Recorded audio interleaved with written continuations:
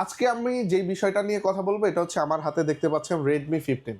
হ্যাঁ, এই Redmi 15টা কিন্তু বর্তমানে জাতীয় একটা ফোন বলা হয়। কেননা এই ফোনটাতে পাবেন ৭,০০০ মিলিঅ্যাম্পিয়ারের ব্যাটারি, কোয়ালকম স্ন্যাপড্রাগনের প্রসেসর, পাশাপাশি ১৪৪ হার্টজের ফুল এইচডি প্লাসের ডিসপ্লে। আর Redmi 15 এ চমৎকার একটি ফিচার্স দেওয়া আছে যেটাকে আমরা বলি Redmi 15 একটা পাওয়ার ব্যাংক ফোন। জি হ্যাঁ ভিউয়ার্স, Redmi 15 শুধু চার্জ নেয় না, চার্জ দেয়ও। ঠিক আছে, আপনারা এই ফোনটাকে পাওয়ার ব্যাংকের মতো ব্যবহার করতে পারবেন, যে কোনো গ্যাজেট আইটেমে চার্জ দিতে পারবেন, বা এক ফোন থেকে আরেকটা ফোনেও চার্জ দিতে পারবেন Redmi 15-এ।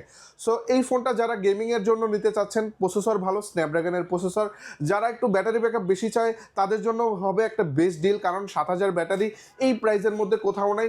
এই ফোনটা কিন্তু প্রাইস ৮,২৫৬ নিলে ২০,৯৯৯ টাকা, এবং ৬,১২৮ নিলে কিন্তু পড়বে ১৭,৯৯৯ টাকা। সো যারা যারা হচ্ছে আপনার এই ভিডিওটা দেখতেছেন অবশ্যই কমেন্টে জানাবেন।